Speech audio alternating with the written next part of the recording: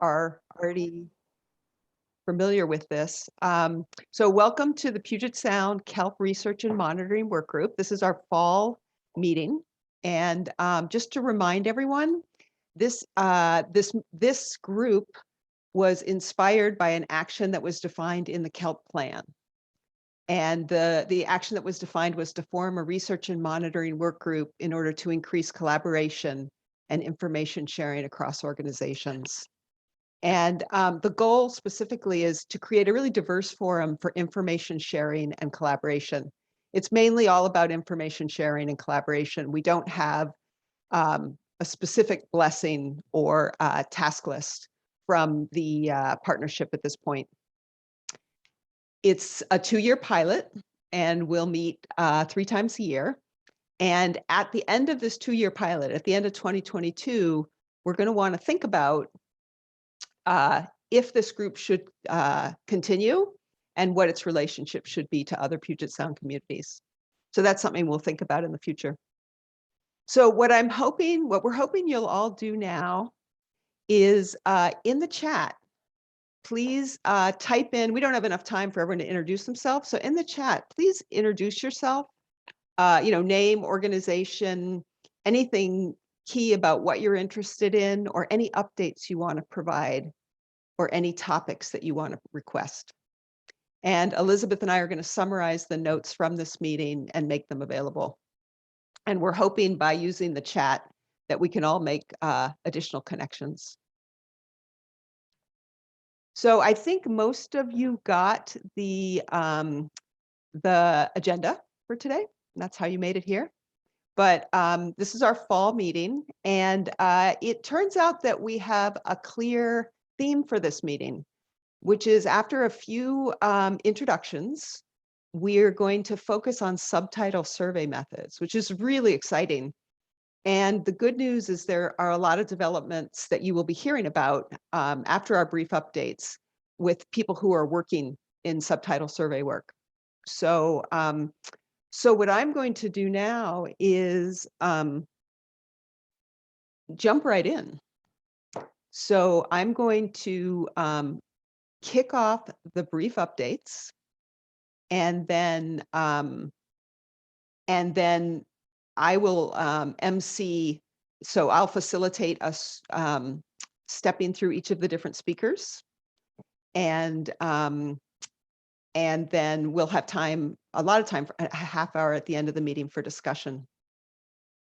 So one last thing to think about is it's really hard. There's so much good work happening right now that it's really hard to figure out what to put on these agendas. So I'd like to point you to, right before I switch over to what is on the agenda, some items that didn't make it onto the agenda for discussion, but I thought were really interesting, and hopefully we can figure out how to discuss them in the future. One is a note from the Puyallup tribe. They've been approached by groups that site seaweed farms and want to do them in their territory. And they're really interested in potential unintended consequences of different seaweed farms. That's not a direct topic that we have here in the Research and Monitoring Work Group, but it's something that we might want to explore through other organizations. Another interesting comment that we got that perhaps we could address in another meeting is from Hugo Flores at DNR. And the question is, have we or can we identify kelp areas with high priority for protection and conservation? And then finally, at the end of that agenda, you'll see some items that we have planned for the next January meeting. And Mycera Costa is going to talk about her research in BC and perhaps how we can expand our cross-border work. And then Robert Keel at the Seattle Aquarium. So please, in the chat, also let us know what you'd like to hear at these meetings, because really these are a consortium for us to share and plan. So with that note, I'm going to start a tiny bit ahead of schedule and move into brief updates. And I'm going to start with the first brief update, which is really good news. That, as many of you know, kelp canopy area was added to the Puget Sound vital signs in 2020. And so we will have in the future a kelp canopy area vital sign. And we have put together a group of partners through a proposal to the partnership to develop the initial vital sign for kelp canopies. It's a really diverse group. It's our group at DNR. It also has Indigenous involvement through the Samish tribe, community involvement through the MRC volunteers, University of Washington to get our academic connection, which is so critical to research, and Washington Sea Grant. And the guiding principle of this work is that diverse engagement is both going to enrich the indicator and strengthen its connection to kelp conservation and restoration actions. So we really want to encourage involvement. And I'm not going to say anything more about this now. It's a really exciting, great topic. You can see in the map on the screen some of the data sets that will be included in the initial indicator. But really, we see this as a very long-term effort. And so we will also start to identify where we need to go, a roadmap for the future. Ways you could be involved. We've defined 3 official workshops, and you'll hear about this more in future emails. But in January, we'll have a workshop where we discuss our conceptual framework and get feedback on it. And then in June, we'll actually have a workshop where we talk about different indicator options we've developed and get feedback on those. And then January of 2023, we will have a workshop where we lay out a proposed indicator and get more input. So, oh, did I get the date wrong? I think Celine may be correcting me. Great. So so this is rough right now. So I will send out emails. Our group will be sending out emails on this, and we really want everyone to be involved. So with that note, I'm going to stop sharing my screen and pass this over to the next speaker, who is Lucas Hart. Lucas, are you there? I haven't seen you yet. Hello. But there you are. Hey, thanks for giving me some time. Hi, everybody. I'm Lucas Hart, Director of the Northwest Straits Commission. And Dana Oster asked me to provide some updates in her stead. She's going to be out until February. I think many of you have probably been working with her. In the 21 for the 21 to 23 state biennium, the Northwest Straits Commission got some funding to serve as the Kelp Conservation and Recovery Plan coordinator. So we are in the process of reviewing applicants for that now. That's going to be a half-time position on the Kelp Conservation Recovery Plan. The other half of their time will probably be spent on green crab trapping and removal. I'm hoping that we'll have this person on board in the next 6 weeks or so, but my timing is always off. Could be faster. I hope it's faster. And we're really going to be learning as we go in terms of tasks for this individual. It's a new position, and the Kelp Conservation Recovery Plan is still relatively new as well. But just to give you kind of a sense of where we're thinking this position is going to head, one is tracking and synthesizing work related to the Kelp Plan. So this person will probably be talking to a lot of you, keeping partners updated on the Kelp Plan action items and progress related to those action items. That might be through holding workshops and other meetings, probably some other tasks that we haven't figured out yet. Assuring the Kelp Plan is integrated into other recovery strategies like the marine vegetation implementation strategy. And then I'm guessing this individual probably will join the next meeting of this work group as well, which I was told is in January. And hopefully there can be a bit of a discussion about how this person's work interacts with this work group, can set a plan moving forward there. So that's the Kelp Conservation Recovery Plan. On another front, the Northwest Straits Commission is working with Puget Charitable Trusts on a policy-related project. The main goals of this project are to better understand how current kelp policy and regulations are applied to kelp conservation in Washington, and to improve the linkages between science and policy. And we started that project by doing a survey with planners, resource managers, permitters, et cetera, to really understand current communication channels and information sources and challenges that are presented to these individuals in terms of carrying out existing policy and regulation. And we're planning a series of workshops and small group discussions in the spring and summer to move this forward.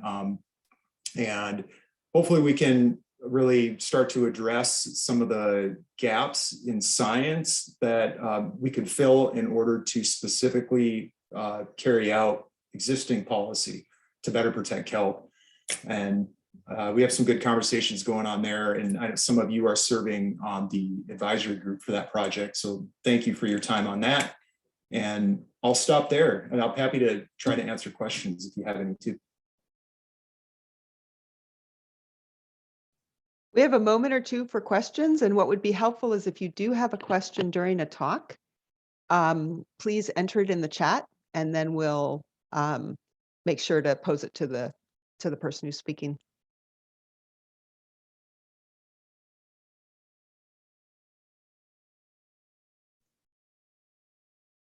Okay, so I'm gonna move on. Thank you so much to Lucas, and we want to make sure to continue to have these connections with the larger kelp plan community. So we'll make sure to have Lucas and the new manager back at this meeting just to meet us. Moving on to the next brief update, we'd like to officially introduce Brooke Weigel. Not only, I think one of the most important things she did was she developed the Kelpo lanterns that are on the fall meeting photo.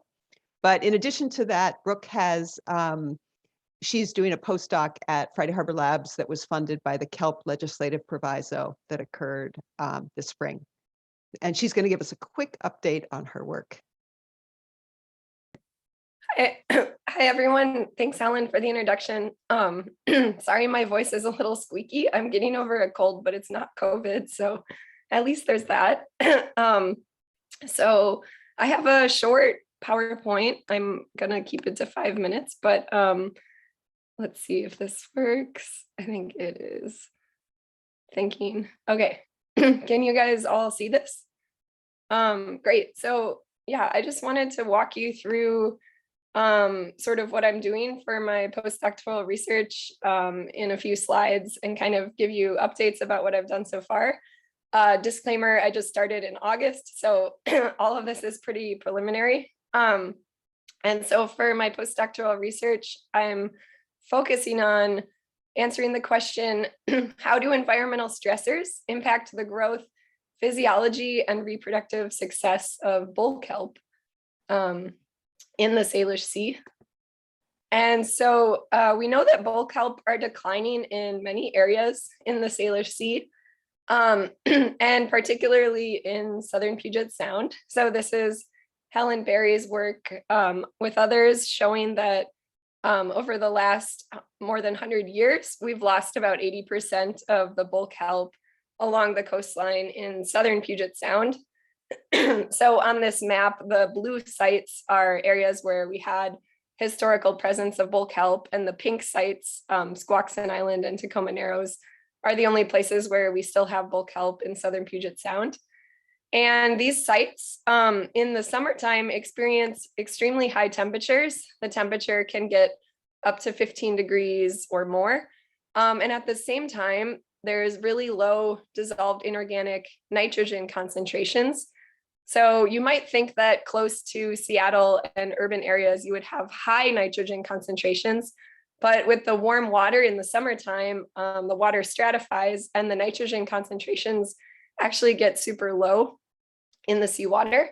So I'm really interested in these two stressors and how they impact bull kelp. And what's interesting about these stressors is they're often correlated stressors for marine macroalgae. So with upwelling, you get cold, nutrient-rich water. And then in areas that don't have upwelling, you get warmer water that is nutrient poor.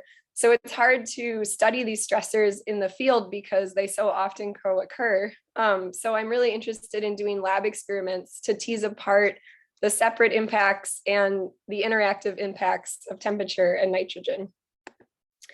So my first research objective is I'm looking at how temperature impacts the growth and reproductive success of bull kelp gametophytes. So gametophytes are the microscopic stage of bull kelp that overwinters on the bottom of the ocean. So I'm growing gametophytes from different populations. This summer, I was able to grow them from Squaxin Island in southern Puget Sound, as well as from the San Juan Islands, across a gradient of 7 different temperatures from 10 to 22 degrees Celsius. And these experiments are still ongoing, and I've only completed one round of them, but the preliminary results are pretty striking, at least just qualitatively. I'll show you this image. So these are the gametophyte cultures across these temperatures, and you can see that the density changes drastically from 10 to 22 degrees Celsius. They seem to grow more in the middle temperatures, and then by 20 and 22 degrees, the cells get smaller, they actually become colorless and just sort of dissolve after some time at these temperatures. And so I'm repeating these experiments. I have to reduce the density a lot because the density is a bit too high in these cultures, but it's really exciting to be able to look at temperature effects on gametophytes. And then my second research objective is focused on bull kelp sporophytes, the adults. And I'm looking at how elevated temperatures and low nitrogen concentrations affect the physiology of bull kelp sporophyte blades. And I'm really interested in asking the question, do low nitrogen concentrations exacerbate the stress of high temperatures? And this work I'm doing in collaboration with Robin Fales. She's a PhD candidate at UW biology. And so we did one round of this experiment, and I'll super briefly show you what that looked like. So we manipulated temperature and nitrogen concentrations in the lab in temperature controlled aquaria. We had 3 different temperatures, 12, 16, and 20 degrees. And at each temperature, we had 2 different nitrogen concentrations. Our low nitrogen concentration was about 2 micromolars, and our high concentration was about 30 micromolars of nitrate. That's what you would see on like a big upwelling day, whereas concentrations do drop to 2 micromolars in southern Puget Sound in the summer. So this is a realistic range of nitrogen. I think I pressed, yeah, it's just thinking for a second. I think the video was too much. Okay. So these are, again, just very quantitative or visual qualitative results. And you can see these are the kelp blades at the end of a 7-day stressor experiment. And in the 20-degree treatment, which admittedly got a little higher than 20 degrees since one of the chillers went out for 1 day, but the kelp blades in the low nitrogen treatment actually started to physically dissolve. They got porous, whereas in the high temperature treatment with nitrogen, this didn't happen, suggesting that nitrogen is an important factor at high temperatures. We also measured photosynthesis and respiration. And so we lost the 20 -N treatment because they died, but you can see that net photosynthesis rates were significantly lower in the 20-degree treatment, but they were not in the 12 and 16.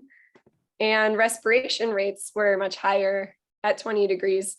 So this is suggesting that kelp are experiencing higher metabolic demand at high temperatures, and they might not be able to compensate for that demand with increased photosynthesis. So those are just some preliminary results, and I'm super excited to be a part of this group and working with you all. So feel free to email me if you have any questions.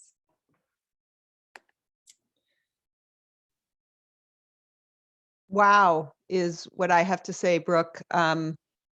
You only got here in August and you're already presenting us with results. I think we're all just absolutely thrilled to see the work that you're starting to do here in Puget Sound with Robin. That is absolutely great. And I'd also like to thank particularly Senator Rolfus and Betsy Peabody and Dana Oster, who's on maternity leave with her new baby, because they were so instrumental in getting the funding that brought Brooke to us. It's really great. Yeah, thank you. I'm super grateful to be able to be here doing a postdoc. So keeping that in mind as where Brook is going, we will be keeping tabs on that. It's temperature and nutrients are obviously so important and so distinct in Puget Sound and the Salish Sea.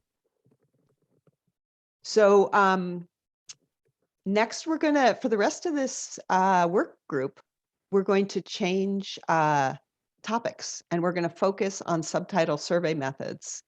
And we have a great set of people who are both going to be talking about work that's ongoing with a variety of different methods, and then also looking forward for future collaborations.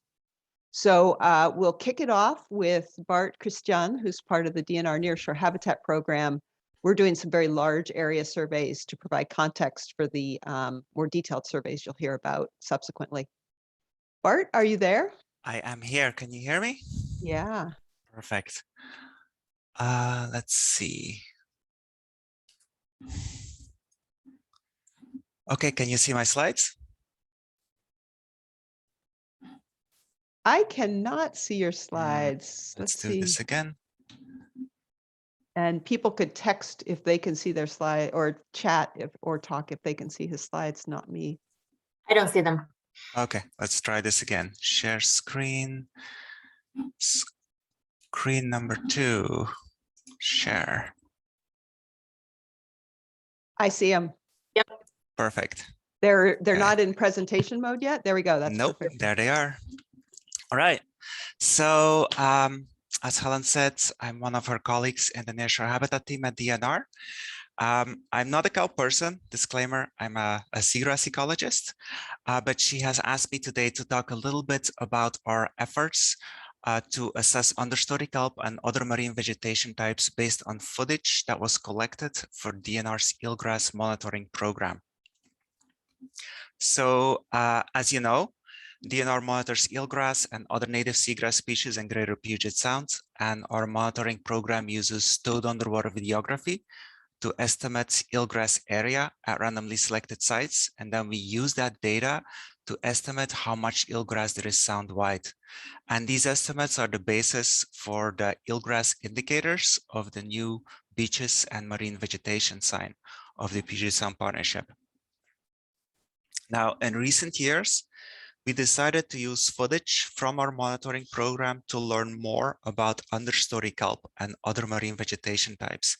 And our methods are based on a previous study on the response of kelp to the Elbow Dam removal project. So Helen used towed underwater videography to monitor how kelp changed before and after dam removal. And this data was published in Rubin et al. 2017. And we're basically using that method. So we are classifying one frame every 5 seconds along the tracks.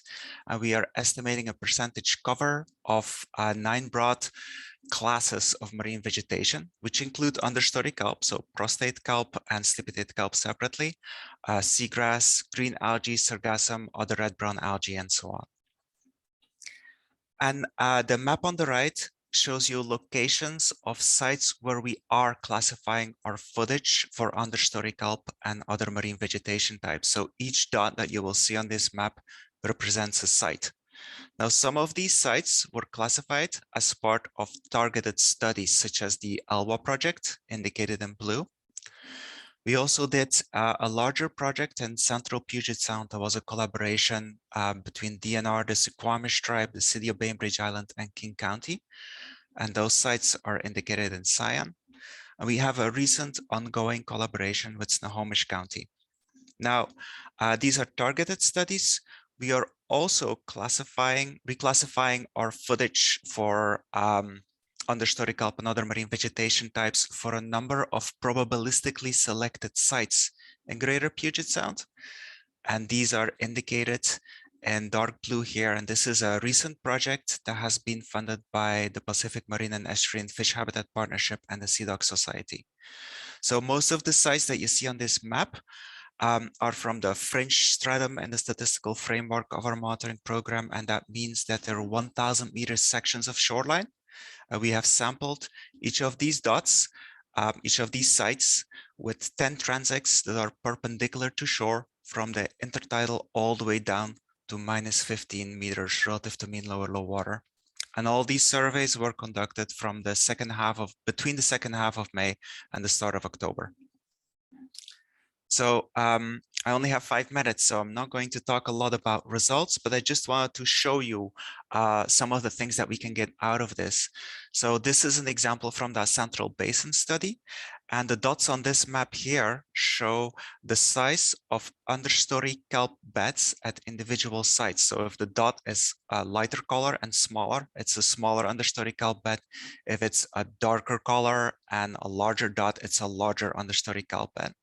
So, and what I want you to take away from this is that, you know, as probably you expect in the central basin of Puget Sound, there's quite a bit of understory kelp. There's actually as much understory kelp as there is eelgrass in this region.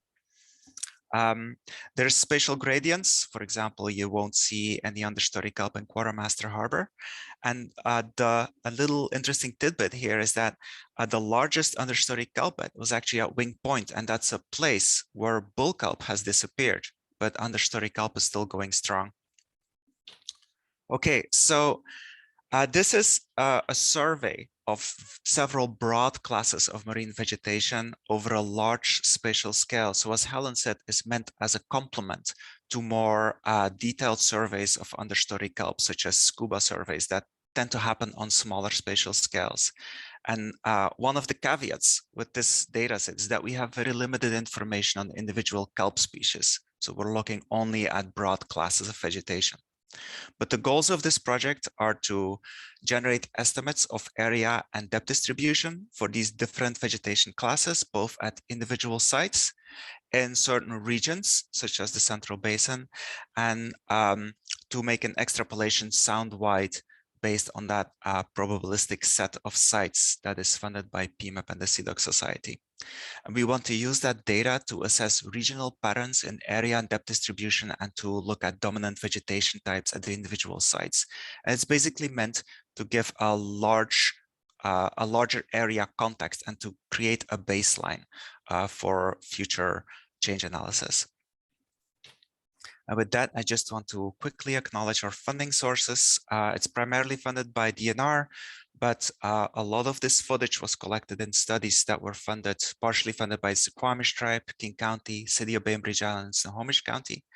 And the classification of our footage is partially funded by PMAP and the CDOC Society. And that's what I have.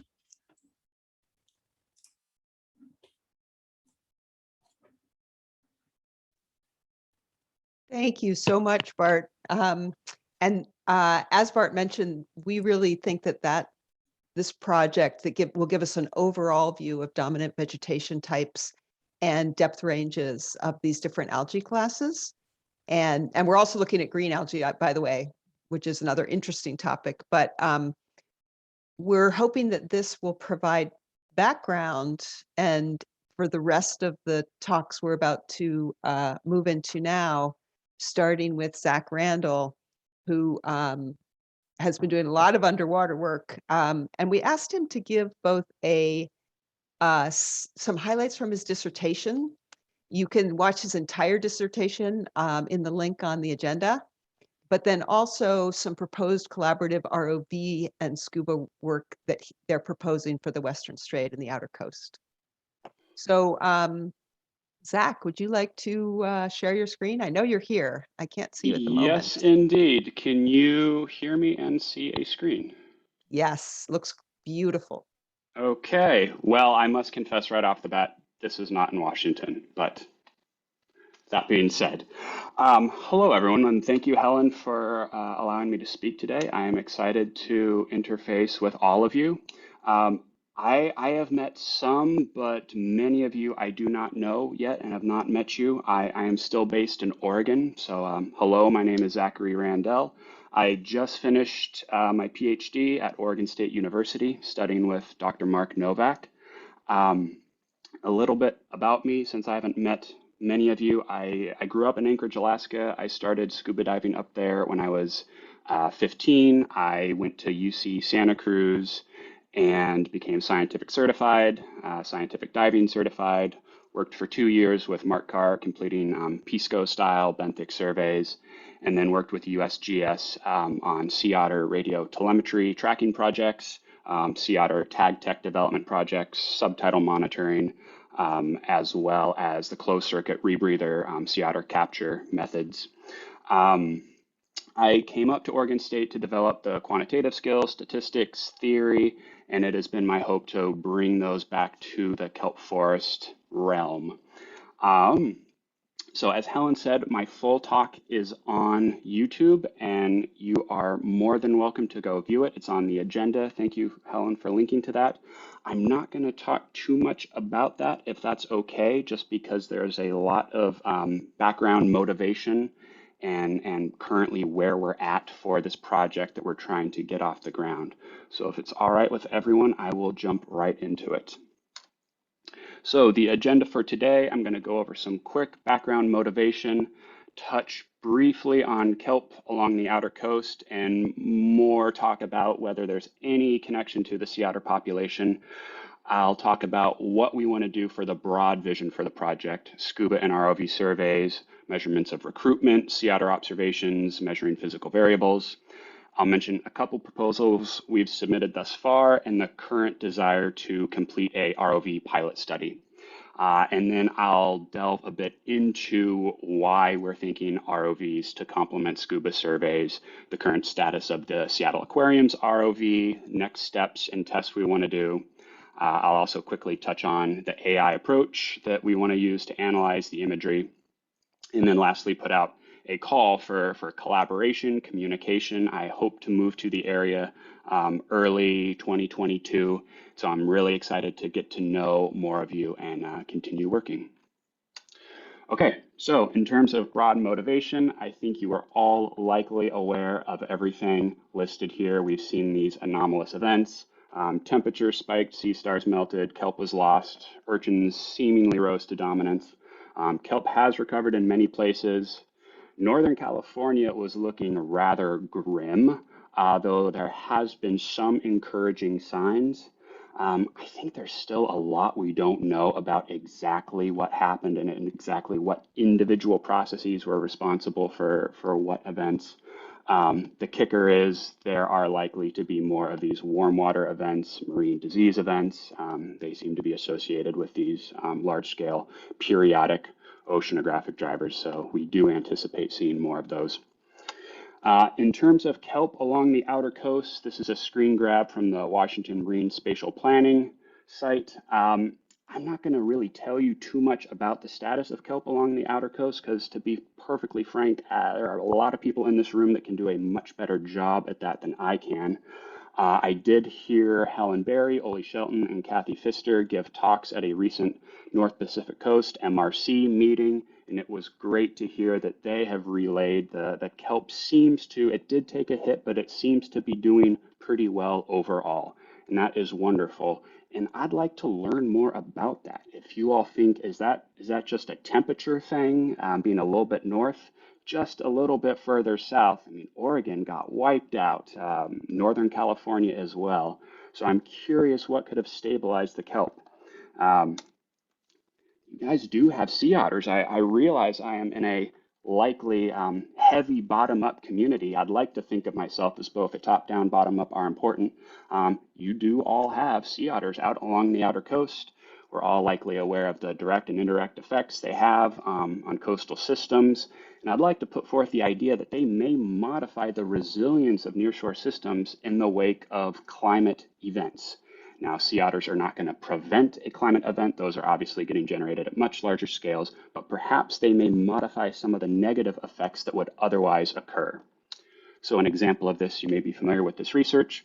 Authors found in the Aleutian Archipelago, 2 climate-related events happened at the same time. So one, increasing water temperatures increased the rate at which sea urchins grazed upon clathromorphum beds, and changes in acidity weakened the calcareous structure of those beds. So the combined effect of those 2 changing variables channeled through sea urchin grazing just wiped out those beds.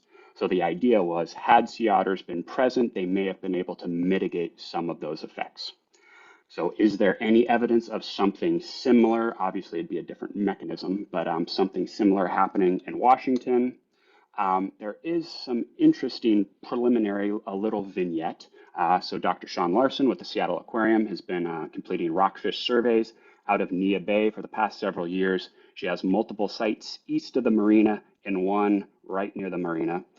This location where sea otters are absent, you can see Pycnopodia, you can see sponges, tunicates, bryozoan, understory algae, beautiful. And then the same exact rock, I mean, you can barely recognize it. It's so covered in 2011. But after sea star wasting and everything that happened, that rock is just scoured clean. It is an urchin barren. Urchins are omnivorous when they are hungry, and it appears that they just blasted the seafloor here. Right nearby, there is a persistent group of sea otters, which is reflective in the Marine Spatial Planning website. There's a persistent group of sea otters near the marina, and lo and behold, please forgive the grainy images. These are meant to be rockfish video transects, not video of the benthos. But as you can see, the benthos is intact. Now, obviously, this is just one little example. And in the interest of being completely transparent, there is now research in California showing how sea otters will avoid urchin-barren urchins and instead target urchins in the kelp forest. So they may maintain the kind of mosaic. And there's also, I've heard from the recent Olympic Coast National Marine Sanctuary surveys and NOAA NIMS surveys that around Tatoosh, where there are a consistent group of sea otters, there are barrens there as well. So what's going on? It's likely complex, varying effects across spatial scale. I wouldn't be surprised if there's a kind of regional stabilization of sea otters, so comparing outer coast to Northern California or Oregon. But when you zoom into smaller scales, yes, other processes may well take over. And along the lines of what Shelton et al. Suggested, and then as Pfister et al. Documented extensively, environmental variables and drivers are really important along the outer coast and the strait. So clearly there's a lot going on. I think this is really interesting. I think there's a lot of room to kind of expand upon this work and expand on our ability to survey the benthos in these areas to understand not only the role of sea otters, but of broader environmental variables as well. And I think that might be useful to know. The outer coast seems to have gotten off pretty easy on the 2013, 14, 15 events, but as I said, we do anticipate there will be more of those. It's been really exciting to see the passion and energy at which you all are bringing to pinto abalone recovery, bull kelp recovery. And there are folks in Oregon and California that feel the exact same towards recovering sea otters. So the Alaka Alliance is trying to bring sea otters back to Oregon. And I know folks in California are trying to expand the sea otters range, which is currently truncated for various reasons in Central California. I would bet that your otters in Washington have some really useful information for not only your coast, but for the rest of the coast as well. So with that, in terms of motivation, what are we trying to do? So I've been working with Dr. Aaron Meyer and Dr. Sean Larson at the Seattle Aquarium, the conservation programs and partnerships. Sean has been running multiple long-term programs for multiple years. So rockfish surveys in Nia Bay and Puget Sound, sea otter foraging and distribution surveys, coral reef surveys, and others. We are wanting to bring a couple of these programs into this broader outer coast monitoring program. Our partners and collaborators, here are the folks that we have engaged with thus far. I think there are people in this meeting who we really ought to meet and talk with, and I apologize, I am still trying to get up to speed with who is who up in your area. I'm still in Oregon, like I said, but it has been a pleasure engaging with folks thus far, and I'm excited to continue doing so. All right, what are we trying to do? So the vision for the broader project, we want to go out, we want to survey benthic community structure. So kelp, inverts fish via scuba methods, likely modified PSCO protocols. I think many of you are completing those or something similar. We also want to use ROV surveys, and I'll expand upon this shortly. We want to measure key processes such as kelp recruitment, urchin recruitment, and reef fish recruitment. So I think with the recent anomalous events, I still think we don't fully understand the extent to which urchin recruitment may have contributed to the rise of urchin barrens along many locations along the coast. We want to expand sea otter surveillance and also monitor physical variables as well. So this can be fixed sensors on the benthos. And then in learning more about some of Kathy Pfister's work, I think it'd be really interesting to put sensors on ROVs as well. And we could run those kind of into the kelp and capture kind of microhabitat variation and physical variables. I think there's a lot of potential there to kind of collaborate. All right, and this I think I said it, but this is kind of the broader vision for what we eventually hope to do. So what have we done thus far? So in the last year of my PhD, pretty much since the start of COVID, Sean and I have been working together with many of you all to put in a couple large proposals. So this NOAA NCOS, $2 million over 4 years. We proposed AUV surveys, ROV, SCUBA, AI, and more. We made it to the final round. Excellent, very good reviews. We didn't fully speak to connectivity. We had source populations, but we didn't we didn't speak to source populations. So we then applied for a Washington Sea Grant proposal. We scaled it down to just ROV surveys, SCUBA surveys, and AI. We proposed a network of 10 sites along the Outer Coast and Western Strait. They did recommend us, the panel recommended us for funding, but the proposal was declined. And they noted they would recommend a proof of concept given the challenging conditions of ROVs in kelp forest. And fair enough. So what we are now doing is trying to fund a pilot study through the North Pacific Coast Marine Resources Committee. And we are proposing to start small. We're scaling back. Start small, test the ROV in Puget Sound, Nia Bay, and eventually kind of build up to this upcoming summer, fly the ROV in conjunction with Olympic Coast National Marine Sanctuary and NOAA NMFS personnel, fly the ROV along their outer coast long-term sites. That will allow us to not only test the ROV, but also get that one-to-one ROV diver comparison for data to really dig into the differences and inference between the two methods. And so I should put out, we are looking to raise funds for this to fully bring me on as staff at the Seattle Aquarium. So if you know of other RFPs we should be looking at, please do let us know. All right, so for my last part, I am going to talk a little bit about ROVs and kelp forests and why we want to do this. First off, are we trying to replace scuba divers? Absolutely not. I am a scuba diver and I want to be doing surveys for a long time to come. We want to use ROVs as an additional tool in our toolkit. Won't the ROV miss a lot? Yes, absolutely. It's not going to get below the understory. We're not going to be able to get small cryptic species and very, very cryptic species like urchins here, but perhaps more importantly in your neck of the woods, we are not going to be able to pick up pinto abalone. At least I would not anticipate we would. That is what the divers are for, and that is what we want the divers to continue doing. There will absolutely be days in which we do not obtain usable imagery. Just going to be the way it goes. That we anticipate the ROV will be a tool that we use when the conditions allow, so we can take it out and get imagery at a larger scale. And then kind of the big one that we've been hit with from reviewers and the panel committee responses, won't the ROV entangle in kelp? And the answer is yes. And again, full disclosure, my background is not with the ROV, except for the most recent Seattle Aquarium one, but we are working with multiple people that have decades of ROV experience combined. So Bob Pekunsky with WDFW, Dave Lowry with NRC, Blake Feist with NOAA NMFS. They have been encouraging in developing these ideas. Most recently, Blake and Greg tested their ROV in kelp, and they found that when you drive the ROV into kelp and then turn it around to drive it back, yeah, you entangle. What they found, however, if you drive an ROV straight in, don't turn it around, but pull it back out by the tether and thrust her back, that you can often avoid entanglement. So what we'd like to test is go out to these kelp forests, drive our ROV straight in, and then just like they did, pull it out and thrust her out. We can pull our ROV, it's a little different from theirs, but the same method can be applied. And so I can envision just completing these one-way transects, so to speak, across a large rectangular grid. And these can be 30 meters long, 50 meters, and then however many of those you do would be the width. All right, why use ROVs? As much as I love diving, there are simply some logistical limitations to scuba diving, whether it's how much gas we can carry on our back or the physiological limitations of scuba diving. There's only so much area we can cover. Surface canopy provides an amazing scale of inquiry, though it doesn't capture as much the benthic species, the non-canopy forming taxa.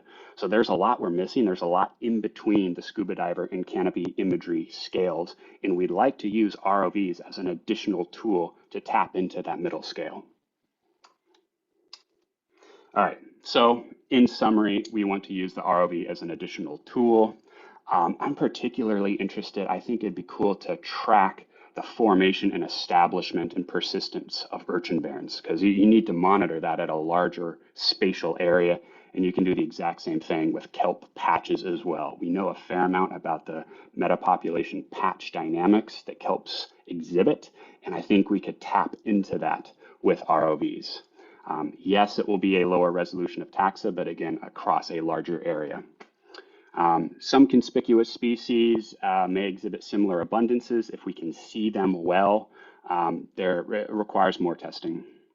And then I should put out there that this would also, I think, work in soft sediment systems, or at least it's worth more testing.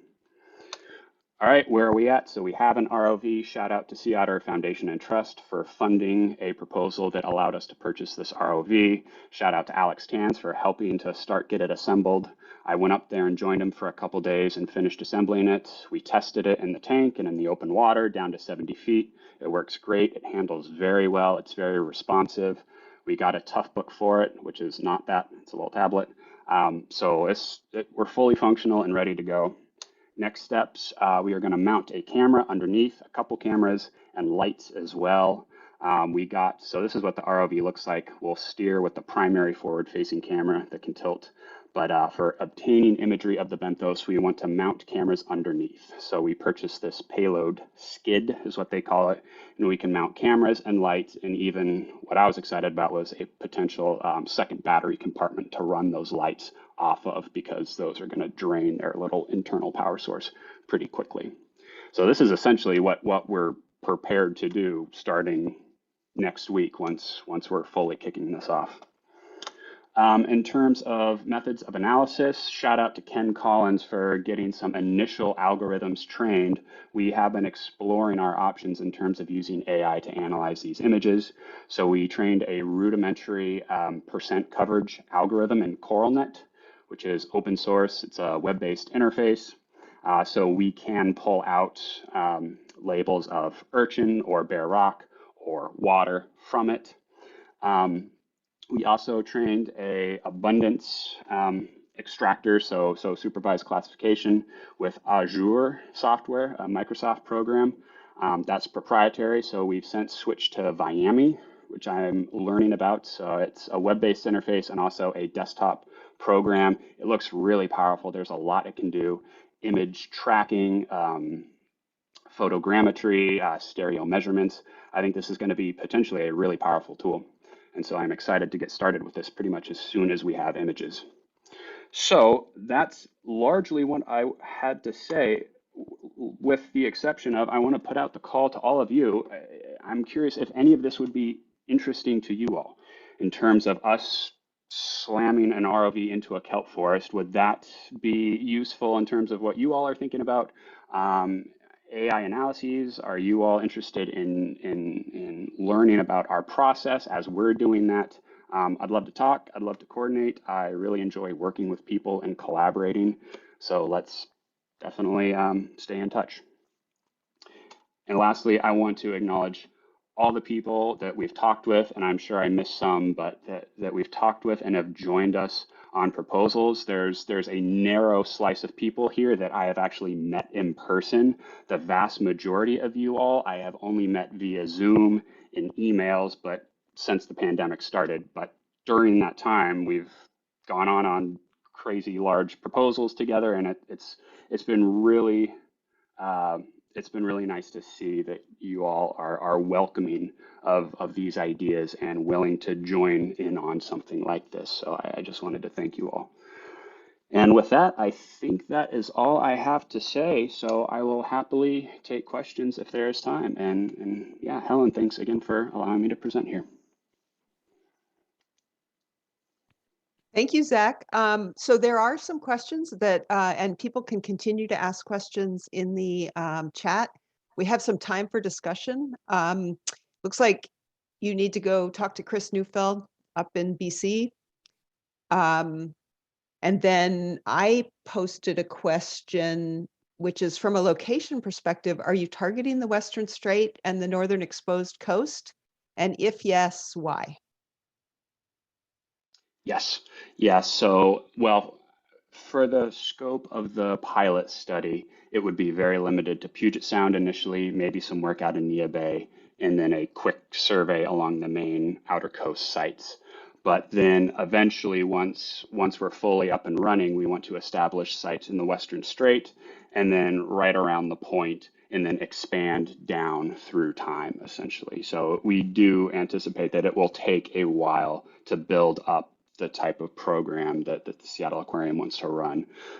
But yeah, we do want to expand out along that large region, eventually, ideally down to Destruction Island. But again, it's going to take some time.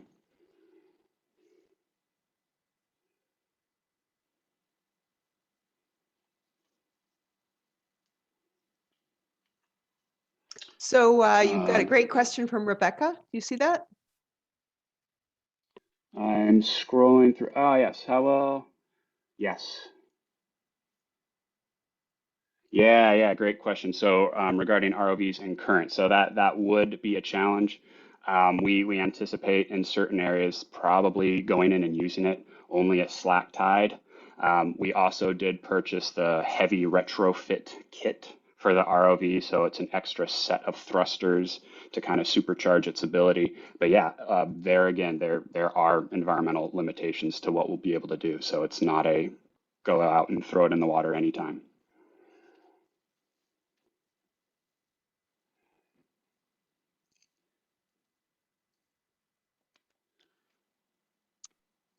And then there's one caveat to that, which is they were having a lot of trouble with a mini ROV. So, right, you may be able to get Okay. around that Yep. issue.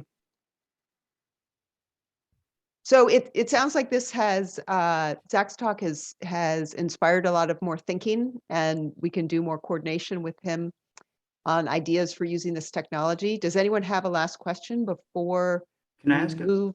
Go quick ahead. question? Hey, Zach, that was really cool. I was just curious, what sort of extra dive time on the ROV are you expecting with that extra battery compartment for the lights?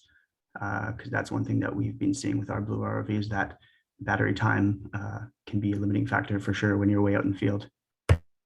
Yeah, so you guys have a blue RV that you are running?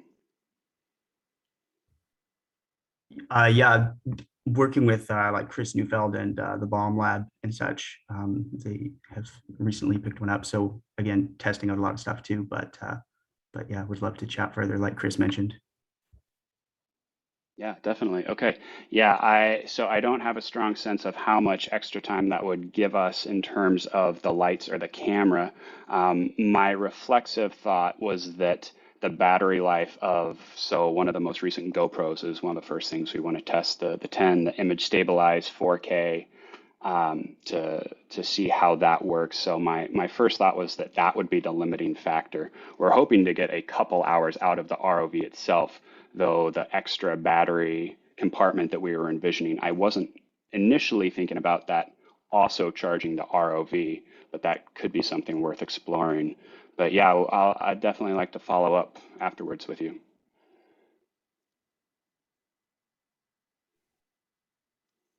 So one more great connection for you. It sounds like we may have an ROV group starting up here. Casey Palmer McGee added another chat that they've been using an ROV in the San Juans and would like to talk more about details. And they've been using a mini ROV and then switched over to a deep trekker. So so who knows, in a few months, maybe we'll have another presentation to this group on that further develops the ROV work. Very exciting.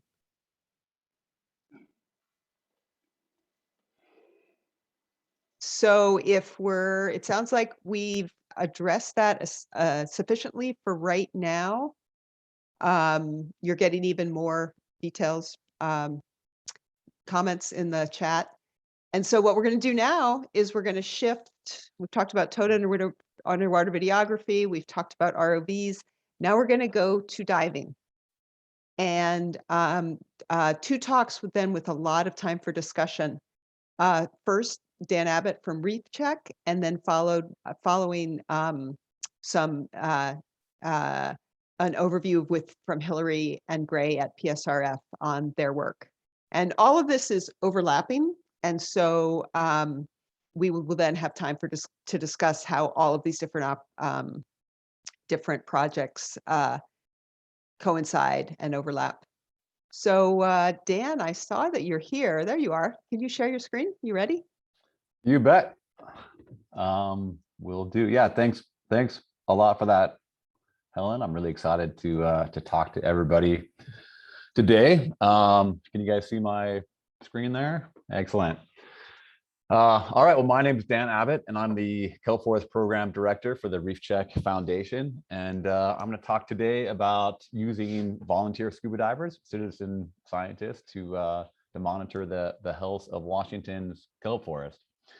And I'm going to start off with a quote, and I like this quote because it really does a good job of capturing the mission and vision of the Reef Check Kelp Forest monitoring program. So the quote is, ultimately, our capacity to detect and mediate further kelp losses worldwide would be dependent upon the extent of resources put towards monitoring. And that's from the Status and Trends of the World's Kelp Forest, Thomas Wernberg et al. And for Reef Check, that's really our, like I said, it's our vision and mission.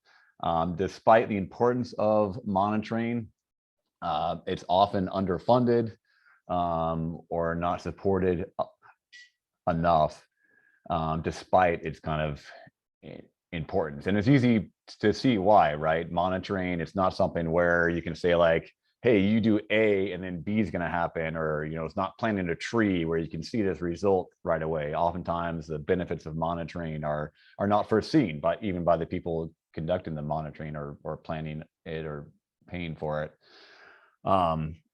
So because of that, we've really, Reef Check, we've really decided to make that our focus and try to, make that our niche and to help monitor. And of course, monitoring alone isn't going to do anything. It's not going to, fix anything. It's just going to, record what's going on. Maybe monitoring a decline, and nobody's interested in that. So our objective really is to give you all, marine managers, the data that you need, or the information you need to make choices in the sustainability of kelp forest. So a little bit of history. So Reef Check, our kelp forest monitoring program started in California in 2006. And it really, like I said, it had those objectives, filling in data gaps. There was, research going on. It would, vary from year to year. We really wanted to expand on what was going on and kind of fill in data gaps. And in that time, we've done quite a bit of work. So we expanded from 18 sites in 2006 to 110 last year. We've trained over 1,500 volunteer divers, completed over 1,000 surveys. And in California, our focus primarily was on MPA monitoring, looking at the, benefits of these marine protected areas that the state put in. And, honestly, for the first 10 years that we were out there, our data wasn't really that interesting to a lot of folks. It was kind of the same old every year. And then starting in 2013, 14 with, sea star wasting disease, the issues Zach touched on, suddenly our data was very interested to a lot of people. And so now it's being utilized really widely. We're involved even in several restoration efforts. And we were feeling pretty good of ourselves. We had kind of this statewide coverage. We were operating in all these areas. But, and this probably isn't news to those of you on this call, but we realize that the ocean actually does extend beyond the borders of California. And it's a little hard to see on this map here, but if you look closely down at the bottom and up at the top in these dark gray areas, as I think of them, the ocean does continue on. So we started to kind of look outside the borders. We're looking at expanding into Baja California, as well as into the Pacific Northwest. So we currently have a program going in Oregon, and we're launching this one in Washington too. So our goal in the Pacific Northwest is similar. We wanted to provide the information that all of you need to manage these ecosystems sustainably. We want to have sites throughout the Sahelian Sea, not just on any one region. That's something that I always get asked. Possibly on the open coast. That's probably a bit of a not long term, but won't be the first year. But ideally, we have sites on the Washington coast that connects with our sites on the Oregon coast and on the California coast. And all in all, it's just we want to protect and restore these kelp forest ecosystems through monitoring.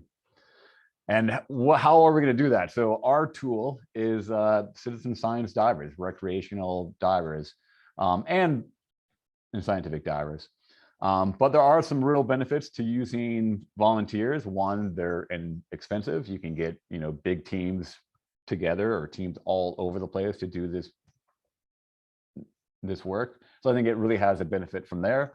And then also, you're doing a service to the community. You're educating the community on what's going on. And I've definitely found that in Washington, the recreational dive community does not have a huge sense of kind of the issues that are going on in these kelp forest ecosystems. So I'm very excited about kind of moving into that space. All right, so if you are like most people that I've talked to in Washington, you're probably thinking at this point, like, oh, I think isn't there somebody who does that? I think I've heard of, this sounds familiar. And yeah, there is another citizen science recreational nonprofit that does monitoring and called Reef. So first point of confusion is both of us have Reef in our name. So that just right off the bat. And like I said, we both use recreational divers to do citizen science.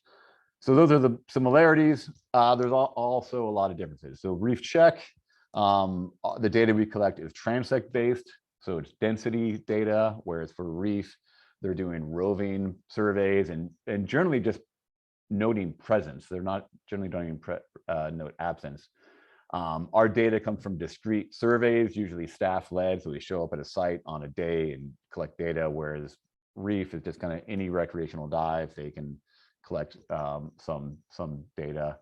We have a set number of species that we're looking at. I'll talk more about that in a second. Whereas for Reef, it's just kind of whatever, it's basically the entire list, which is awesome. It's a much larger list.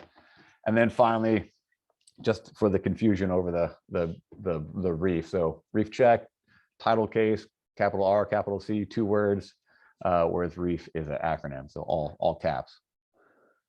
All right, so what is the Reef Check program? So first thing you should know is that all of our divers, all of our volunteers go through a fairly extensive training. So it's basically 4 weeks of an online training where they're watching videos, and we meet once a week for like a Zoom call, and going over taking quizzes. A lot of the focus is on species ID, but also all the protocols. And then comes the field portion. So we have 2 days, generally, at least four dives where we're in the ocean, just practicing, comparing counts. They count their numbers, we count ours. And then finally, the last day, so the third field day of the class is the field evaluation, where we are laying down tapes and comparing their counts to our counts. And I should mention two things about this. One is not everybody passes, especially not all transect types. They need to be pretty close before they can collect data, certain data type. And then the other thing is that this last day, we make them go through it every year. So we call it a recalibration or a recertification. And so every reef check diver goes through a one-day retraining on a yearly basis. As far as our protocols, so like I mentioned earlier, we have a set number of indicator species, so roughly 30 fish, about 20 invertebrates, 15 species of kelp. And then we have our uniform point contact survey, which a lot of you are probably familiar with, but characterizing the substrate. And the goal of all this is that the data we collect in Washington is comparable to the work we're doing in California and Oregon, but also as comparable to all the programs that are going on in Washington as well. So Puget Sound Restoration Fund, DNR, USGS, NOAA, like I know there's a lot of different monitoring programs are, and our goal is to we feel our data is most useful when it can interface with as many programs as possible. Also, just quick mention, protocols are not set in stone at this point. I'll be working on them over the winter. So if you have things that you would like us to look for, or opinions about how we should do something, I would love to hear it. As far as our site layout goes, so for every reef check survey, every site, generally 6 core transects. Those are the ones in blue, and those are where we count everything: fish, invertebrates, kelp, UPC. Then we additionally do a number of fish only transects in addition, where we're just looking for fish, generally 2 depth strata, so shallow and deep. And then we often take additional info as well, so size frequency surveys for herbivores, urchins, kelp crabs, definitely abalone if we see any. We often take video transects while we're doing some of this data. And a lot of our sites in California have oceanographic loggers. Most of them have temp loggers. We also have some pH and DO and whatnot. So those are all things that are on the table and kind of in our wheelhouse. What have we done so far? So Reef Check Washington 2021, we've kind of got things kicked off starting in July, where I was able to come up and dive with Puget Sound Restoration Fund on the Kelp Highway expedition with Brian and Gray, who's going to talk next. Super instructive, kind of being able to see how they survey so that we can synchronize, how we're connecting these surveys with the way that they are doing it. In August, I kind of took some of that information back and further developed our protocols. And then this fall, starting in September, we launched our first training class. So here's a picture of us teaching our first group of recreational divers of reef check methods. And then completed our first survey 2 weekends ago on Camino Island. Super great site. But next year will be really think things are going to launch. So 2020 is what we're seeing as our full program launch. Over the winter, we want to hire a Washington coordinator, further refine those protocols, build out all of our training materials, and then next year, starting in the spring, conduct a handful of trainings and then conduct surveys summer and fall. And I think we're setting our goal next summer for 12, but I'd really like to see a larger number than that, and then hopefully just build on that going forward. For us, for Reef Check, monitoring it's a full-time job. It's all we do for the most part. And I should mention as well, in terms of the trainings, we do obviously train a lot of recreational divers. We also train a lot of scientific divers. So in California, we partner with many partners, from aquariums to universities to government agencies, and train their divers on the Reef Check protocols. And that's one of the nice things about it, is because we develop kind of very, very clear protocols and a lot of training materials around that. It's very easy for other programs just kind of adopt that wholesale, plug into it, and then collect like that data in a very similar way. So it's a very easy way for a lot of different groups to be the same. same thing. With that, I just want to shout out to a number of partners. Definitely the Paul G. Allen Family Foundation, who's given us, funding to get the ball rolling and hire that Washington coordinator. Super helpful. Puget Sound Restoration Fund obviously has been a great partner in all of this. And then many others, Blue Endeavors, AAUS, which we're a member of, and a lot of other folks from different departments and aquariums and nonprofits that have been consulted and given us advice. And going forward, we really hope on expanding on that and developing these partnerships. If I have talked to you and your logo's not up here, I apologize. If I haven't talked to you and you don't see your logo, I hope to talk to you soon. And with that, I'm going to leave it there. And thank you, everybody, for taking the time. And if we got some time, I'm happy to answer any questions. Thank you, Dan. You have one question, which is a great question from Brooke, which is, how does she volunteer? Yeah, well, that is you just have to take, go through a reef check class. I know, when I was up at Friday Harbor Labs, we talked about potentially doing one up there. And that'd be great. It'd be great to do like a reef check class through that institution or any other ones and train any interested divers. Those of you that have a lot of scientific diving background, obviously it's fairly easy to just transition to doing the reef check protocols.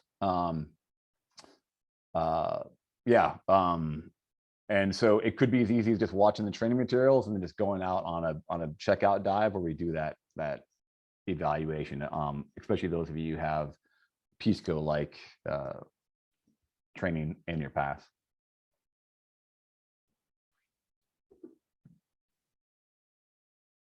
Dan, you got one other question, which I think is a great one to address, which is from Kelly Andrews. How do you select your sites? Well, that's a great question, and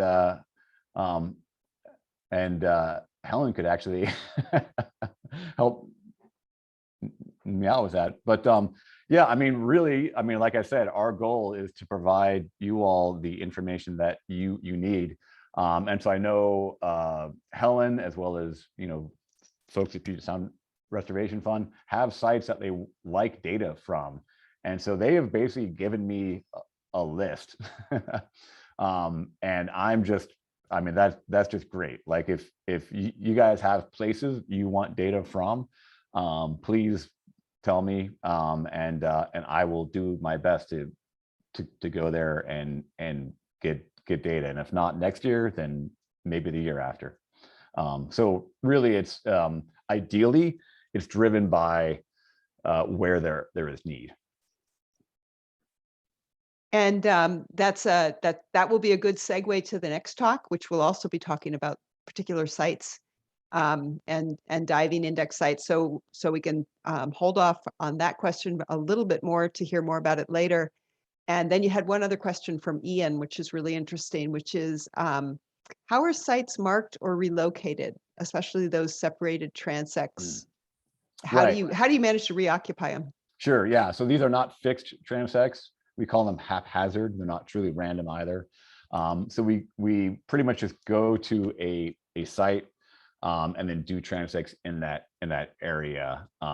Generally, each transect will have a target depth, and we try to be like, in the, obviously, like if we're anchoring at a GPS point or going from a beach entry, we try to lay them out roughly how they are on this map.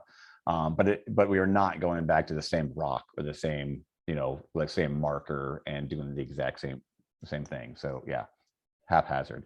And all the transects are supposed to be spaced apart like 5 meters or more.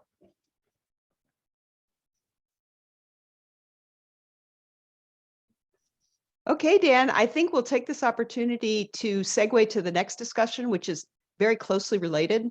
So it becomes more of a continued conversation. Hilary and Gray, do you want to share your screens and talk about the PSRF angle to this topic?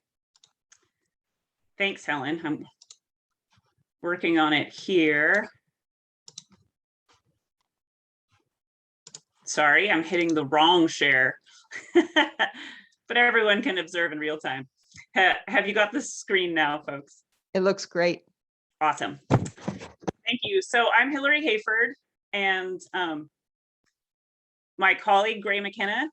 I can't see you on my screen, Gray, but can you shout out so that you come up for everyone else?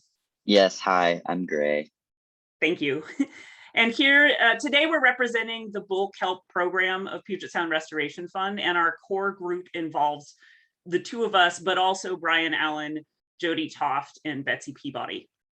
And what we want to talk about is updates on this idea that you've heard from us before, developing a network of kelp index sites for Puget Sound. So the idea here, or this vision, came from the need for us to have more information in order to be effective at doing conservation and restoration.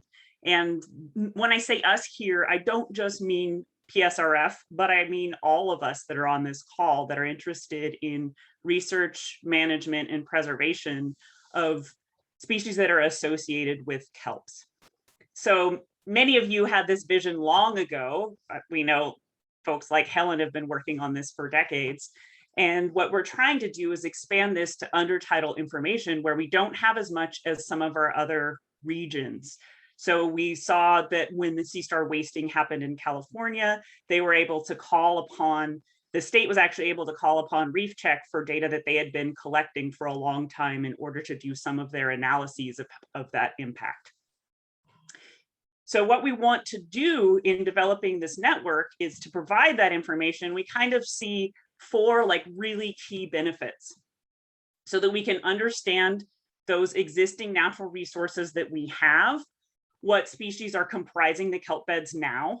And I'll just note here that for PSRF, we're focused on places that have current or historic bull kelp presence, but we're paying a lot of attention to the understory kelps in the data that we do collect. We want to be able to define the environment that will support kelp. So take some measurements of these environmental variables where kelp beds appear to be doing well. And that will enable us to get better at selecting sites for restoration or possibly recreating good habitat.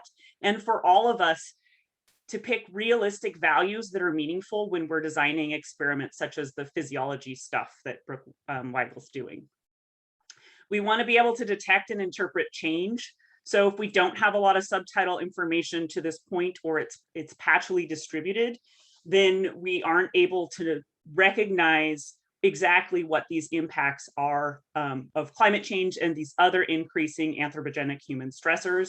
And so this can serve, obviously not as a before humans baseline, but at least as a baseline from 2020 forward, finding out what's changing.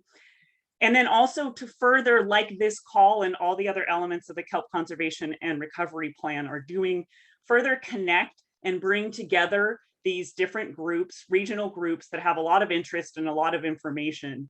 And so that we can both have these tight connections and be more consistent with all of you and other partners that we'll develop, but also be able to make these broad comparisons to other places like Canada and California and Oregon. So with that kind of vision of what we wanted, where we wanted to go with these kelp index sites or kelp index stations idea, Gray is going to share the work that we've done on data collection on this project so far. Yeah, so thanks, Hilary, and thanks, Helen, and it's great to be able to talk to everyone today. So our index sites have 2 components. There's environmental monitoring with instrumentation and then biodiversity surveys. And the biodiversity surveys are already up and rolling for a number of our sites. The methods are very similar to Reef Check, so I won't spend too much time on them, but essentially, we've got a visual encounter fish survey, a uniform point contact survey, and then macroalgae and invertebrate swaths. One difference in our methods compared to Reef Check is that rather than just having a target list of species, we're doing our best to identify basically everything that we are coming across underwater. Next slide.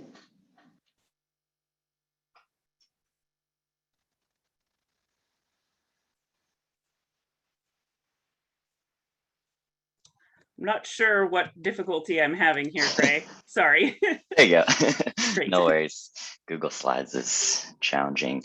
And our site setup also similar to Reef Check. So we've got 3 30-meter transects for each of 2 depth strata for a total of 6 transects per site. And we're doing each of those 4 survey types for each transect. We do not have the extra fish transects that Reef Check does. And the way we try to return to these sites year after year is we have GPS points right now for the transect start positions and headings. And so we do our best to navigate to that same spot. In the future, when we have instrumentation monuments installed, we are considering using those as sort of permanent transect start points. Next slide. So like I said, this work, the biodiversity survey portion of the index site work is already up and running. We sort of cut our teeth on this protocol in the summer of 2020 at Edmonds, which is a lovely kelp bed, also monitored by MRC kayak folks, and additionally at Dokag Watts, which is our active bull kelp restoration site. And then this past summer in 2021, thanks in part to the kelp expedition, which many of you were a part of that crazy kelp blitz time, we added a bunch of additional sites. So out in Freshwater Bay, that's site 6, at North Beach in Port Townsend, number 5, and then 3 and 4 are Magnolia and Wing Point down in Central Sound. And like Hilary was saying, they represent sort of a range of conditions of bull kelp presence. And then the DNR dive team got underwater in South Sound, and our partnership with them has been excellent, and did some survey work at Salmon Beach and Squaxin Island. Next slide. And just to give you all a bit of an idea about the type of information we can start to gain from these types of index site biodiversity surveys, here's a graph of the number of kelp species we observed in our macroalgae swath at all of our 2021 sites that were monitored by PSRF dive teams. And you can see there is a bit of a spatial gradient here with sites up in the Eastern Strait and Admiralty and North Sound having a bit more diversity than those farther south in Central Sound. And I think that just sort of highlights the importance of doing this index site work across a wide spatial gradient, because these are pretty different communities. And also, you know, the sooner we sort of start building these data sets, the sooner we'll be able to understand what sort of changes are happening for all these different parameters over time. I think that's all for me. So back to you, Hilary. Thank you, Gray. And so I just want to come back in with where are we going next? We were really excited to get all of that extra work facilitated by our partnerships with DNR and Reef Check this year, and the full kelp expedition and everyone who contributed to that. And so what our very next step, and we've talked to many of you about this goal, is to develop this network of underwater ecological monitoring. And these will be core sites where we do have paired instrumentation, so environmental logging, with those subtidal biological surveys, so that we have a dive team and some information about the environment throughout the year at these core sites. And the very next step with that is that we have just had the Paul G. Allen Family Foundation has committed 3 years of funding, and Puget Sound Restoration Fund is now in the process of finalizing the paperwork. And so that will be to develop this network over that time. We anticipate that this period of this project, the funding will start in December of 2021, or as early as. So we'll get started on this right away. This isn't just us. This project has expanded to be something quite a bit larger. And so there's also going to be a component to bring new technological robotics tools to kelp monitoring. So if you think about the way that we can do temperature sensing remotely, there are other types of data that can be collected, but not by environmental loggers done remotely. And so the primary award will be to Puget Sound Restoration Fund, but the sub-awardees will be to Reef Check, and the combination of the Bay Foundation and Marauder Robotics will really be working on that second component. So I just want to give you a little bit of context here for how this developed. It's been a long time in development, and it originally came from our executive director, Betsy Peabody, approaching what I'll abbreviate as PGAF, the Paul G. Allen Family Foundation about the kelp expedition that we performed in July. And she found that they were very interested in general in our kelp work, and particularly with respect to the index sites, because they had already had seen a similar project in California where there's technology assisted kelp monitoring to expand information. And thank you to Kirk Larson, who really connected with Betsy and Jody, and there's been a development of the vision of this index monitoring and the relationship between all of these partners that's been ongoing since the beginning of this year. So it's really the result of a lot of efforts. So I want to clarify that we have these 14 core sites selected at this point. These aren't the only places that we hope to do work. And so these 14 core sites involve the ones where we've already made our commitments or already started collecting data, and additional sites to try and span the range of this southern Salish Sea region within Puget Sound out to the Straits, up to the islands. These sites were selected from meetings with Puget Sound Restoration Fund's Kelp Advisory Committee, or RAC we call it. And so there's been input at this point from DNR, NOAA, and other folks. That doesn't mean that these are the most perfect sites, but each one connects to some other interest from another group where there's prior data collection or overlapping data collection. The instrumentation that we've been alluding to will be to have moorings that have paired off bottom and surface or below surface instruments. And we're not talking about the most fine-tuned pH you could ever get. We're talking about instruments that are robust and can collect reasonable data for an extended period of time as best as possible. And we're talking about temperature, conductivity, pH, dissolved oxygen, and photosynthetically active light radiation with anti-fouling wipers on those as well. And we're working to develop these as best as possible with all of our partners so that we can have similar data coming in from different regions. And then I want to mention that in addition to two parts here, those 14 core sites are not now PSRF will monitor all of those. This is a network, and a key component is to be building the relationships, right? So we're going to be able to provide a lot of support, including instrumentation and coordination, and we're hoping to do all sorts of creative relationships with interested parties in order to get this done. So we're really talking about the seed to develop a long-term program, and we're going to invest a lot in that development. So here represents some of the groups that we've talked to so far about currently existing data streams that are coming in right now. This does not in any way represent the comprehensive subtidal information, right? You'll notice there's nothing here out on the coast, even though we know that Ole Shelton and the Northwest Fisheries Science Center has done a lot of important work there. This isn't representing all of the work that DNR and the Northwest Straits Commission and the MRCs are doing on the surface. So this is just talking about the places where we've already talked to folks who are doing similar surveys or similar types of environmental data collection. And what we're hoping is that we can continue to broaden these patchworks. So you'll see that there's a patchwork approach. We've been regional in really focusing in trying to get an area represented. And we're really interested in hearing from all of you in terms of where you might, if you are interested, might be able to take on and fill in some of those places. And let me just point out here, one of the things that's developed from that is that Reef Check's first place to go look was at Camano Island. And here's an area where Camano and Whidbey is really important kelp-wise, and we don't have any current partnerships going there yet. So we're really excited about how Reef Check can expand this vision. I'm going to give you just a partial list.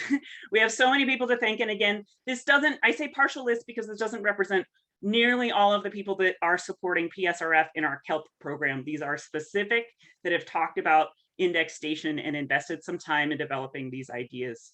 And again, special thanks to Kirk Larson for all the time that he's spent.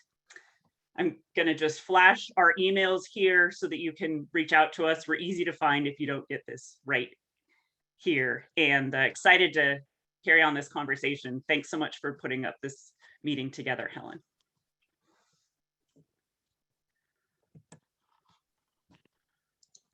Thank you so much, Hilary and Gray. I'm looking through and wondering what type of questions, where we want this. We have some time for discussion, and I'm trying to figure out which questions we want to start by addressing.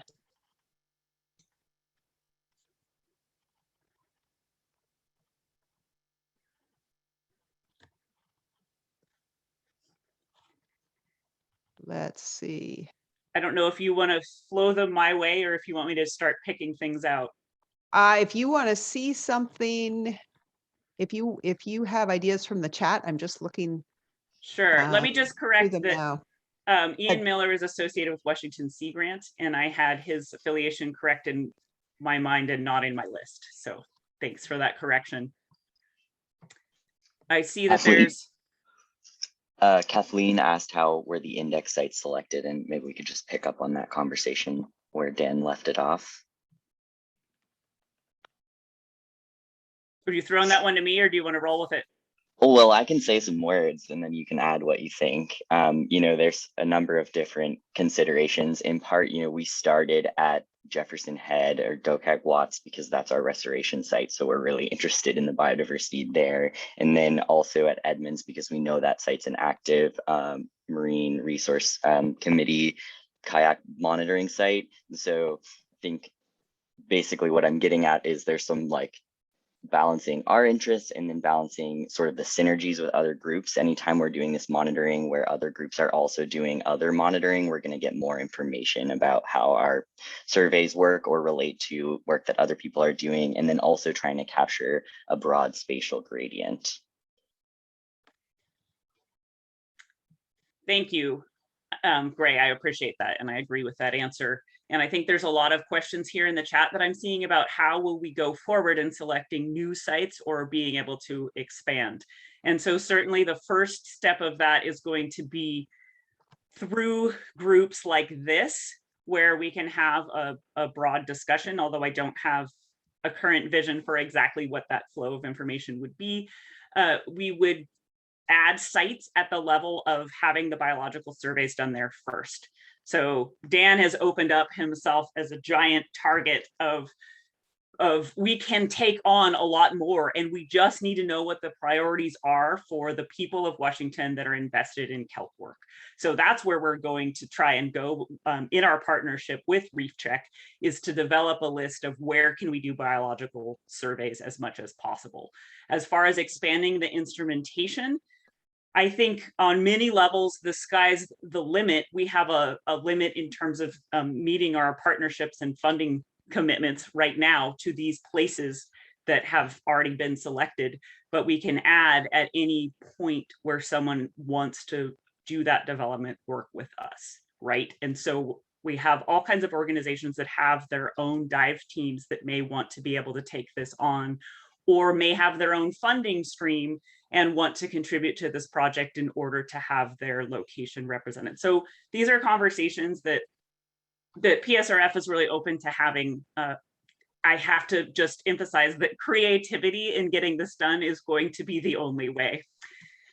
I also see a question here while I'm at it from Ian Miller about in the vision for sensors in the water between turnaround times. And I think that bottom line answer is that that's going to vary by site. So we're really hoping that people can shepherd their sites as much as possible.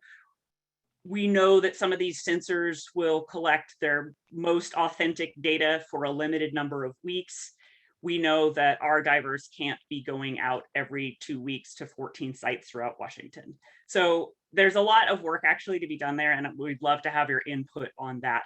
But there's a minimum of going in each season to take care of these instruments. And for some things like temperature, that will be perfectly fine. And we may have a shorter duration of things like pH, where we can use the data reliably between the calibration cycles.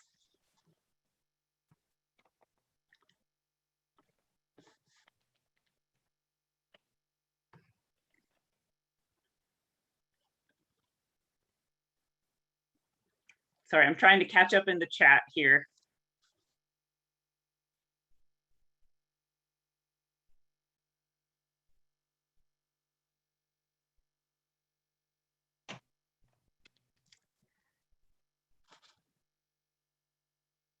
So there's a question about instrumentation from us being, to lend or dedicate to a team or project. So with this funding that we will purchase the sensors and be working on the legal process for getting all the permitting through for these locations for sensor installation, but the actual partnership of where those go and who cares for that will be developed with different organizations. So what I'm saying is, yes, we will have the sensors that will go to those places. And if you are the person who wants to put them in the places, we should talk about what that exchange might look like. We don't have at this point any extra instrumentation for new sites if there's something else that you're envisioning. Tom mentions that it would be great to have a really good inventory of the existing subtidal efforts, how, when, and how often. I thoroughly agree. We're starting to work on that. That was the last map I showed where we're starting to figure that out for certain groups. I don't know, Lucas, if this is something that the new position, the new coordinator at Northwest Straits Commission might be interested in having their fingers on as well. Yeah, that's a possibility. Sorry for cutting in. I'm actually texting with Allie, who's also in this meeting right now, trying to figure out how best to coordinate with you guys on a couple ideas we have. So you'll probably hear something from us soon. Excellent. Thank you.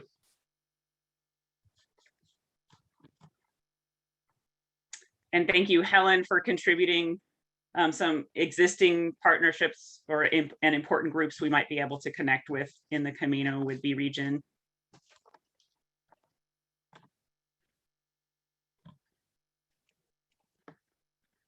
Brian in particular Brian on our team would love your feedback on instrumentation moorings and how to proceed forward on that, because that's going to be one of our first design elements.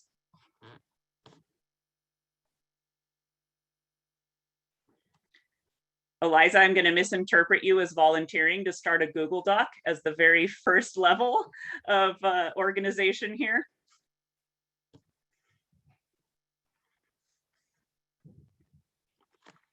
I'd be surprised if it's not already started somewhere by someone, which I guess I was pitching that out of your question to everyone, not just you. And let me also pitch my answer to everyone. If you've seen Eliza's comparison of the different subtidal monitoring protocols, you will want her to be the one to organize this. Okay, I'll make a Google Doc. And it looks like Kirsten Feifel at DNR may have started a strong effort.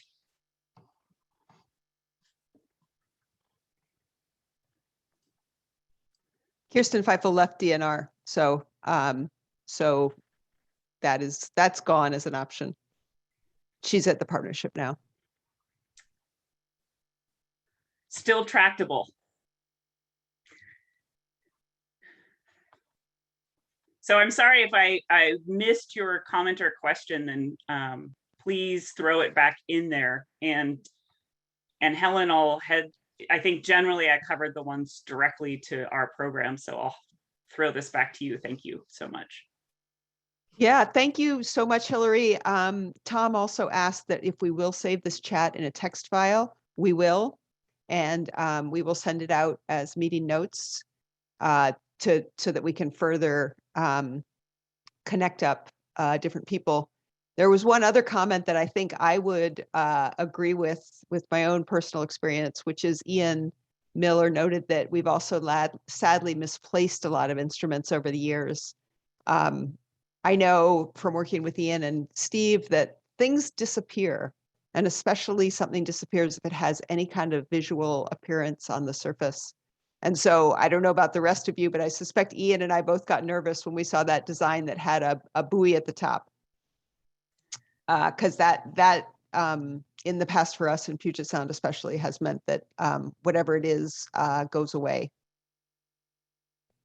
Yeah, thank you for saying that. I'll just note that specifically the buoys were added in response to our initial permit submission, and they were requested by one or more of the local tribal nations so that their fisheries could steer clear of instrumentation that's on the bottom and know where that was.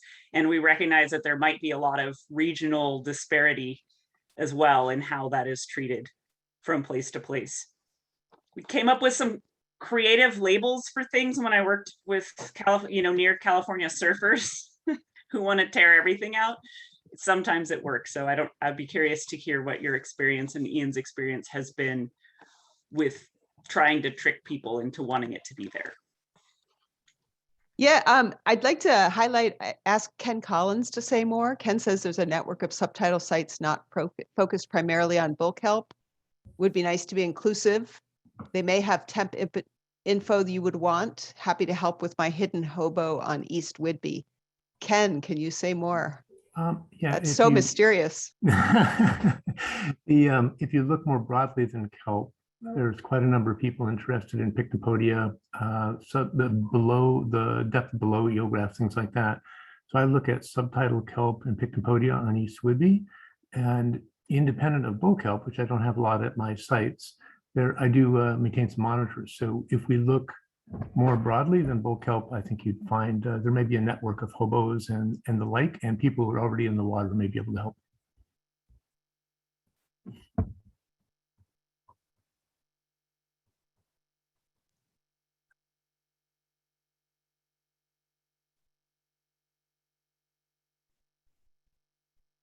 Okay, everyone.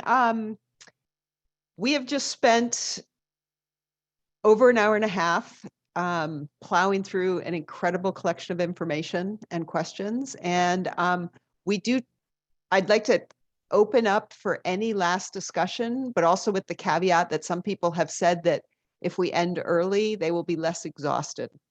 So,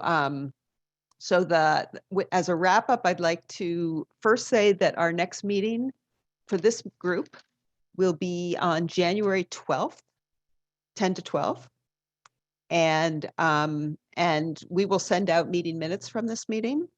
And also, are there any other topics that people would like to bring up or questions they'd like to ask before we wrap up for today?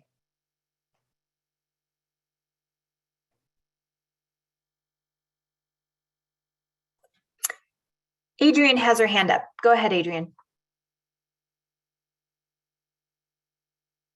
You're muted still.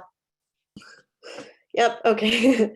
My name's Adrienne. I work for the Makah tribe out in Neah Bay, and thanks so much for including us today. It was really interesting to hear. One question I had coming into this meeting was trying to connect with any folks who have used drop camera systems to do subtidal monitoring.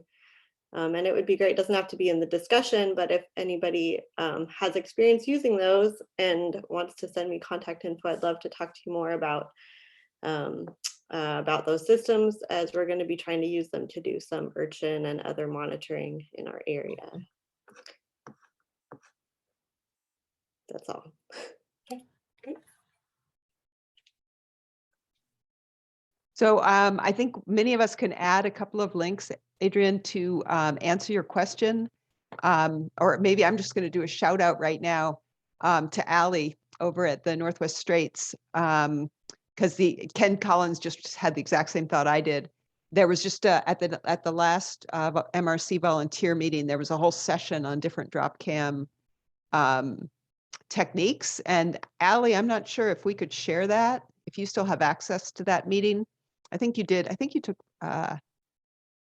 made movies. I think you recorded it. Allie's about to weigh in. Yeah. Are you able to hear me? I switched. Okay, cool. Yeah, I can share all that information with you, Adrienne. There's videos of how MRC volunteers have dropped cams into kelp beds and the different setups that they've used. There's 3 or 4 different setups that have been tested throughout. So I am happy to share that with you and happy to share the link to all of that information. Yeah, and I just see on a note that Chris asked for the same thing. So I'd be happy to share that with the group. Thank you. Okay, and also Tom Numford is noting that you should call him or email him. His email's in the chat for you, Adrian. So any other topics, any other burning topics, or is everybody going to leave this meeting and go write their Sailor Sea Ecosystem Conference abstracts that are due on Friday? Hilary. Okay, so I'm going to wrap up. Please forward us any ideas you have or requests you have for topics for the next meeting. And thank you so much for being here. It's just amazing to be able to connect with all of you and further develop our kelp research and monitoring. So thanks so much. And we'll talk to you in the upcoming months and see you in January.